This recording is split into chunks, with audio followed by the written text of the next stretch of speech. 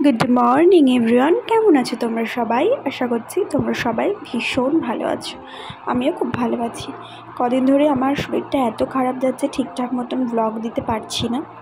যাই হোক, চলো আজকে সকালটা শুরু করি। এখন আমি করছি হচ্ছে এই কানেরটা পরছি। কালকে একটা ইনভিটেশন ছিল, তো সেখানে গেছিলাম, যেহেতু অন্য একটা কানের পরেছি, তো সেই কারণে যেই কানেরটা সবসময় পরে থাকি সেটা পরে নিলাম।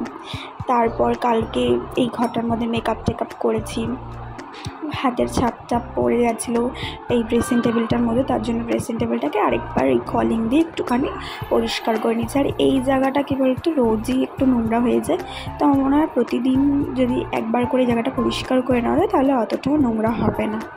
তো যার জন্য এখানটা ভালো করে পরিষ্কার করে নিচ্ছি, আর যা কাজবাজ আছে সব করে নিচ্ছি।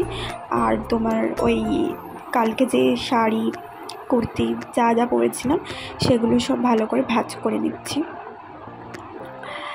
আর এই কদিন শরীরটা এতটাই খারাপ যাচ্ছে না বলার বাইরে, তো সেই কারণে ব্লগ একটু উলটপালট হচ্ছে। আগে কয়েকদিন মানে ডেইলি দিচ্ছিলাম, এখন সেটা মানে খুবই রেগুলারলি আর হচ্ছে না দেওয়া। তো আমি চেষ্টা করব রেগুলার ব্লগ দেওয়ার তোমাদেরকে। তো চলো বন্ধুরা, এখানে আমি শাড়িগুলো ভাঁজ টাজ করে সব কিছু রেডি করে নিলাম। এখন আমি টিফিন খাবো। এখানে হচ্ছে পাউরুটি আর কলা খাবো টিফিনে। তো সেই জন্য আমি এখানে পাউরুটিটাকে ভালো করে সেঁকে নিচ্ছি, দেন তারপরে টিফিনটা আমি করে নেব। আর এখন ওয়েদারের তো কোনো ঠিক নেই, কখন মেঘলা হচ্ছে কখন রোদ্দুর উঠছে, মানে কোনো ঠিক নেই। যখন যেটা মনে হচ্ছে সেটা হচ্ছে। তো কখন মেঘলা থাকলে মনে হয় কবে রোদ্দুর উঠবে, আর রোদ্দুর উঠলে মনে হয় কবে বৃষ্টি হবে। তো বাঙালিদের তো এই এক সমস্যা। আমি এখানে এখন করছি হচ্ছে লাউ ঘন্ট।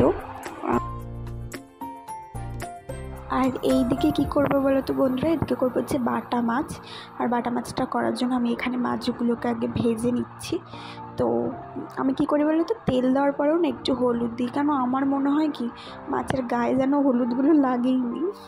জানি না, এটা আমার একটা রোগ হয়তো। তো আমি এখানে মাছগুলো ভালো করে ভেজে নিচ্ছি। আর এখানে কী করলাম বলো তো, মিক্সিতে আদা বাটা রসুন বাটা করে সর্ষের তেল দিয়ে যদি রেখে দেওয়া যায় না, তাহলে অনেক দিন এটা খুব ভালো থাকে। আমি দেখেছি মানে এক সপ্তাহের মতন তোমার এই আদা বাটা রসুন বাটাটা একদম চলে তো যাবে, আর খুব ভালো থাকে। মানে তোমরা যদি চাও ফ্রিজের মধ্যেও এরকম আদা বাটা রসুন বাটার মধ্যে সর্ষের তেল দিয়ে ফ্রিজের মধ্যেও যদি তোমরা রেখে দাও, তাহলেও এটা অনেক দিন যায়।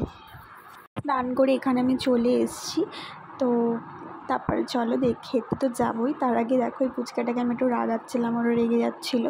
এই ক্লিপটা আমি আমাদের সাথে নিলাম। তো চলো দেখা যাক আজকে কী কী রান্না হয়েছে।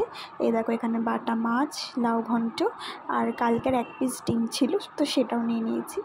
বন্ধুরা, রাতের কাজ করতে করতে ব্লগটা এখানেই শেষ করলাম। সবাই খুব ভালো থেকো।